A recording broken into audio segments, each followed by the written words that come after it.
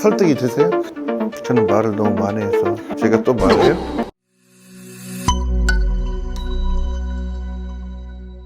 2024년 어떻게 변했으면 좋겠습니까? 뭐 딱 2024년만 놓고 이야기할 수는 없을 것 같고요. 그러니까 장기적으로 이제 앞으로 우리가 나아갈 방향이 어디인가를 좀 명확히 설정을 해놓고 그 방향으로 갔으면 좋겠고요. 이 공직사회의 특징 중에 하나가 인수인계가 없다라고 하는 거죠. 그러니까 자기 자리에서 자기가 만든 정책은 하다가 발령이 나는 순간 그냥 딱 놔두고 이동을 하는, 그러다 보니까 어떤 취지에서 만들어졌고 무엇을 향해서 가고 있는지를 후임자가 제대로 파악할 수 없는 그런 구조인 것 같아요. 그래서 서로 좀 이렇게 바라보는 지향점을 맞추는 그런 해가 됐으면 좋겠고, 앞으로도 그렇게 나아갔으면 좋겠고, 예, 그런 바람이 있습니다. 뭐 덧붙여서 하나 더 얘기하자면, 이제 이게 어쨌든 24년에는 이제 4월에 국회의원 선거가 있으니까 이제 굉장히 큰, 어쨌든 뭐 결과가 어떻게 나오든 아마 큰 변화는 한 번 있을 것 같고요. 그랬었을 때 이 정책의 연속성이라고 하는 것이 좀 문제가 될 수 있지 않을까 싶어요. 이미 이 올해 했던 많은 정책들은 작년 연말에 이미 기획을 해서 준비를 하고 진행이 되는데, 한 번 큰 변화가 출렁거리게 되면 기존에 처음에 있었던 어떤 의도라든가 어떤 목표 같은 것들을 중간에 잃어버리고 엉뚱한 길로 갈 수가 있지 않을까 싶고요. 이제 그랬었을 때 과연 우리가 큰 어떤 변화에도 불구하고 자기 자리를 지키면서 잘 갈 수 있는지 여부가 굉장히 중요하다고 생각하고요. 변화가 비록 있을지라도 원래 생각했던 거, 중요하다고 생각하시는 거 잘 하실 수 있는 그런 공무원들이 되시길 바랍니다. 교수님이 하실 강의의 구성 및 내용과 그 다음에 강의의 이제 장점에 대해서. 저는 라이프 스타일, 시간, 공간, 문화라는 이제 큰 제목을 달고 왔습니다. 그리고 우리 인간이라고 하는 것은 기본적으로 시간과 공간 위에서 존재를 합니다.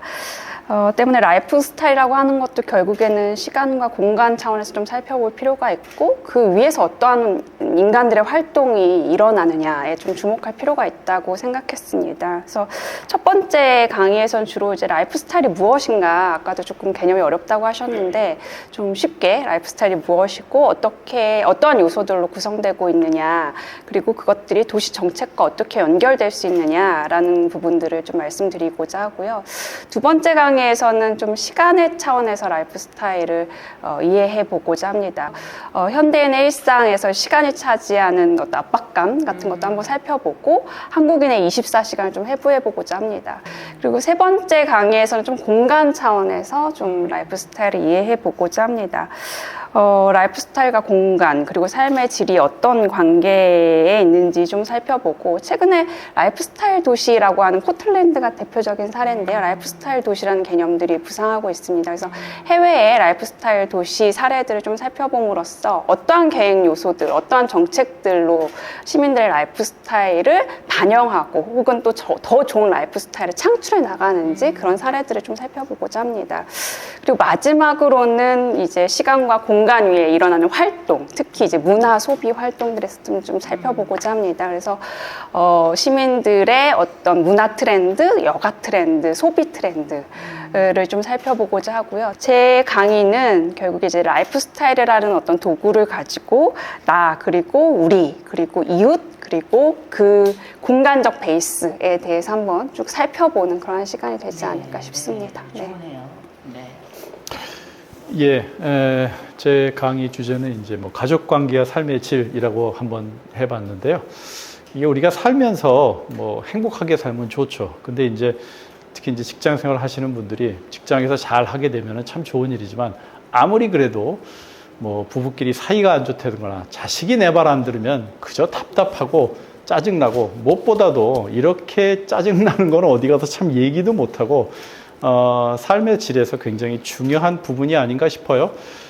근데 이제 사실 곰곰이 놓고 보게 되면 옛날에는 그저 큰 문제가 되지 않은 것들이 지금은 굉장히 달라진 사회 때문에 그 안에서 이제 새롭게 부각되는 주제도 있고 이슈들도 있고 뭐 그렇습니다. 그래서 그런 것들을 좀 다뤄볼까 하고요. 그래서 이제 첫 번째 주에서는 그럼 도대체 달라졌다고 하는데 뭐가 달라졌냐. 그래서 이제 그게 인구학적으로, 그 다음에 사회적으로, 기술적으로 이렇게 상황이 좀 달라졌다라고 하는 일종의 어떤 배경과 같은 내용을 좀 달아볼고자 할 거고요. 두 번째는, 자, 그럼 이렇게 달라졌는데, 그러면 이제 부부가 어떻게 같이 지내지느냐 해서 첫 번째로 이제 부부 간에 이제 같이 경제적인 책임을 어떻게 나누고, 거기에 맞춰서 또 가사라 노동이라든가 그 밖의 역할을 어떻게 분배하고 하는 것들을 현대 사회에서 어떻게 달라졌고, 남은 어떻게 하고, 그게 이제 만족도에 어떻게 영향을 미치는지 바라보는 시간을 한번 가져보겠고요. 자, 그 다음에 마지막 네 번째는 이제 세상에 이제 둘도 없는 왼수인 자식입니다.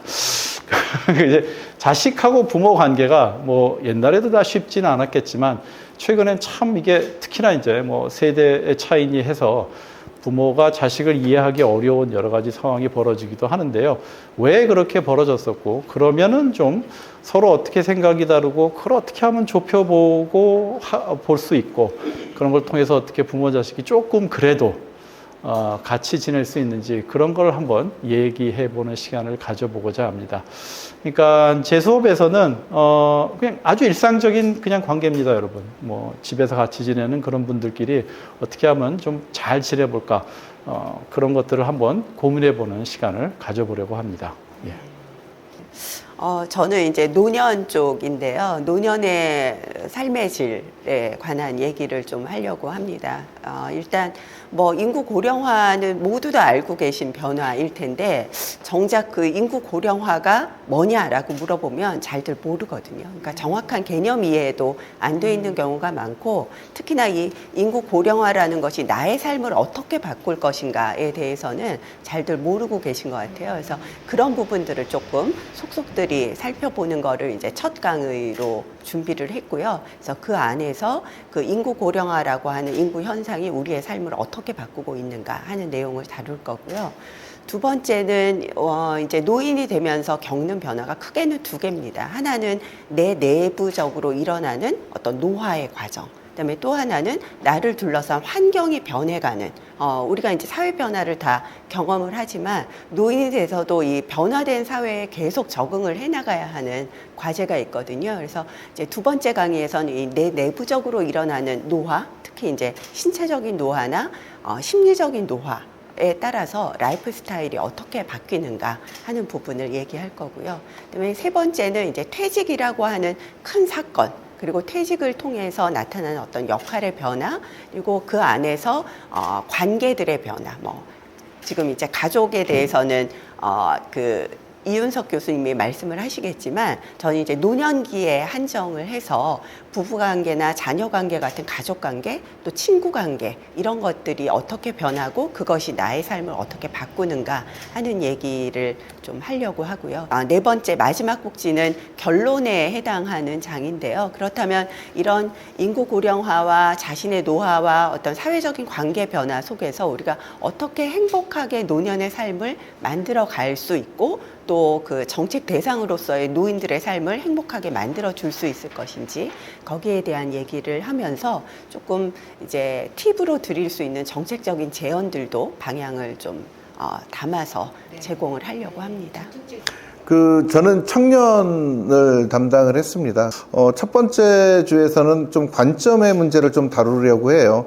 한국 사회에서 많이 문제되고 있는 여러 가지 사회 경제적인 어떤 불균형 격차라든가 어떤 문제들이 있다고요. 지금 뭐 가족이나 노년, 공간의 문제 말씀해 주셨는데, 이제 그런 것들을 아까 말씀드린 것처럼 청년 중심으로 보았을 때 어떤 시각과 관점을 가질 수 있는지를 첫 번째 시간에 좀 말씀드리려고 하고요. 이제 그런 다음에 두 번째로 말씀드리고 싶은 거는 그 청년 내에 다양하게 존재하는 분화된 집단들이 어떤 상태에 있는지를 좀 바로 볼 필요가 있다라는 생각을 합니다. 이제 그래서 청년 바로 알기를 이제 두 번째 시간에 좀 다양한 측면에서 다층적인 수준에서 좀 살펴보려고 하고요. 세 번째는 그들의 주거와 일자리, 문화, 소비를 보았으니까, 그런 다음에 이제 이들이 심리적으로 어떤 상태에 있는지, 정신 건강은 어떤지, 나머지 이제 세 강의는 사실 지금까지 말씀드린 현재 대두되고 있는 청년 내 어떤 이질성과 다양성에 대해서 좀 다루려고 해요. 우리는 청년 정책 얘기하지만 사실 제가 보기에 수도권 청년과 지방 청년은 너무 다르거든요. 그래서 이제 수도권 청년과 지방 청년의 문제, 그리고 좀 다루기 민감하게 주제이긴 한데 다섯 번째 강의는 제가 그 제목을 그렇게 붙였습니다. 그들은 정말 서로 싫어하는가? 이게 이제 청년 집단 내 젠더 갈등 문제를 좀 다루려고 하거든요. 왜 그들은 사실 제가 이제 그 청년 집단 내 이질성을 얘기했을 때 가장 먼저 떠오르는 게 이제 남녀의 차이예요. 마지막으로는 청년 1인 가구를 좀 생각해 봤어요. 그 이유는 뭐냐면 지금 청년 전체의 한 20% 정도가 청년 1인 가구입니다. 그런데 일하는 청년의 한 50% 정도가 청년 1인 가구입니다. 지금 지역에서 일하고 있는, 특히 이제 지역의 산단도 많고 그 혁신도시도 많은데 이제 그런 지역에서 일하고 있는 청년들이 대부분 1인 가구 이주한 청년들이거든요. 수도권으로 이주한 청년들은 말할 것도 없고요. 이제 그런 면에서 보았을 때 이 청년 1인 가구에 대한 어떤 그 특별한 고려가 좀 선제적으로 좀 필요하지 않나라는 차원에서 약간 미래 이슈이고 아직 설익은 주제지만 한번 마지막으로 가져와 봤습니다. 이제 마지막으로 2023년 갑진년 전국의 공무원들에게 교육의 중요성과 덕담으로 마무리를 하겠습니다. 이제 거꾸로 마무리를 하겠습니다. 아까 말씀드리면서 생각이 들었는데 뭐 공무원이란 조직이 어떻게 생각하면 굉장히 공무원이란 생활이 굉장히 루즈할 수도 있고 좀 그런데 좀 심지를 갖고 초지일관 어떤 자신의 어떤 공직자로서의 어떤 책임 이런 것들을 어떤 상황에서든 다 하셨으면 좋겠다라는 일반 서민으로서의 바람을 드리겠습니다. 내가 이 감사합니다. 네, 저희 강의도 많이 들어주시고 클릭이 저희의 또 네, 헬퍼 교육원의 강의 많이 클릭해 주시기 바랍니다. 감사합니다. 예, 뭐 주변에 아마 좀 흉흉한 얘기 좀 들으셨을 거예요. 뭐 내년에 뭐 경기가 더 어려워진다, 뭐 여러 가지로 어렵다 이런 얘기들 많이 하시는데요. 사실 뭐 생각해 보면은 매년 조금씩 어려워진다, 매년 위기일 수 있다라는 얘기들은 있는 것 같고 결국에 가서는 뭐 갑자기 벌어지는 일이 어떻게 하겠습니까? 이제 우리가 할 수 있는 거는 이제 미리 대비하고 준비하고 알아두고 챙기고 하는 게 아닌가 싶고요. 그러는 데 있어서 저희 강의가 조금이라도 보탬이 되지 않을까. 불확실한 미래에 여러분들한테 약간의 어떤 등대 역할을 해주지 않을까라고 감히 한번 얘기해 봅니다. 진짜 제 말이 맞는지 한번 들어보시는 것도 좋은 방법이 아닐까 싶습니다. 감사합니다. 네. 뭐 참 어렵죠. 예, 올해도 어려웠고 아마 내년에는 더 어려울 거고요. 그래서 자기를 챙기기가 굉장히 힘든 시기인 것 같습니다. 네, 나를 챙기는 방법은 뭐 건강도 챙기고 운동도 하고 잘 먹기도 해야 되지만 뭐니 해도 제일 중요한 건 어떤 정신적인 양식을 쌓는 게 아닌가라는 생각을 하고요. 기왕에 들으실 교육이라면 조금 더 영양가 있는 교육, 그리고 기왕에 들으신다면 조금 더 집중해서 정말 그 안에서 무엇을 얻을 수 있는가라는 거를 고민하면서 좀 집중하시는 시간이 됐으면 좋겠고요. 제가 이제 그 공무원분들하고 일을 할 때가 있었는데 뭐 일을 하고도 또 개인적으로 연락하는 게 조금 이제 멋쩍어서 이제 그것으로 그냥 끝내고 했었어요. 근데 최근에 좀 생각이 바뀌었습니다. 개인적으로도 연락을 드리고 또 뭐 SNS에서도 이렇게 소통을 하다 보니까 더 많이 서로 이렇게 모르고 있던 사실들도 알게 되고요. 서로 관점도 좀 교환이 되더라고요. 그래서 저희 강의 들으시면서도 뭐 궁금한 점 있으시면 또 개인적으로도 연락도 하시고 같이 소통하는 그런 시간이 되면 더 좋지 않을까 하는 생각과 바람을 가져봅니다. 사실 제가 이 강의 처음에 이렇게 해보자라고 했던 거는 아까 말씀드린 대로 뭔가 실질적인 도움이 될 만한, 그러면서 앞으로 나아가는 방향까지 고민할 수 있는 강의였으면 좋겠다라는 생각을 했어요. 그래서 여기 계신 분들 다 정말 그 분야에서 최고의 전문가시고 가장 열심히 연구해 오신 분들이어서 어렵게 모셨고요. 그런 면에서 보면 저희가 이제 이 강의를 이제 4가지 주제로 묶었는데 4가지 주제를 다 함께 들어보는 게 아마 현재 한국 사회가 당면하고 있는, 그리고 내 지역이 당면하고 있는 문제를 폭넓게, 그리고 그 이면에 존재하는 진실들을 이해하는데 좀 더 도움이 되지 않을까라는 생각이 듭니다. 요 4 교수님들의 강의로 모든 걸 다 할 수는 없겠지만, 적어도 이 강의를 통해서 실제 앞으로 어떤 공무원으로서의 어떤 직업인으로서 살아가야 되는지도 함께 고민할 수 있는 자리가 됐으면 좋겠고요. 그냥 켜놓고서 시간만 보내는 강의가 아니라 실제 단 몇 가지라도 나중에 다시 생각나서 들춰보게 되는 강의를 만들겠다고 여기서 약속을 드리겠습니다. 앞으로 잘 부탁드립니다. 네, 여러분들 어떻게 보셨습니까? 저희가 헬퍼 공직자 교육원을 만들 때 여러분들 입장으로 고민을 했고요. 공무원들이 이걸 왜 필요로 하는가를 고민하면서 만들었습니다. 저희는 오랫동안 여러분들과 함께 하면서 느꼈던 건 여러분들이 어떻게 하느냐에 따라서 따라하는 주민들일 수밖에 없었다는 것을 항상 많이 느끼고 있거든요.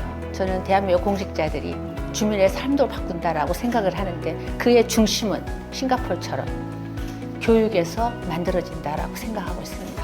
여러분들 공직자들 80시간 의무교육 알차게 시작하기를 2024년 기대하겠습니다. 수고하셨습니다.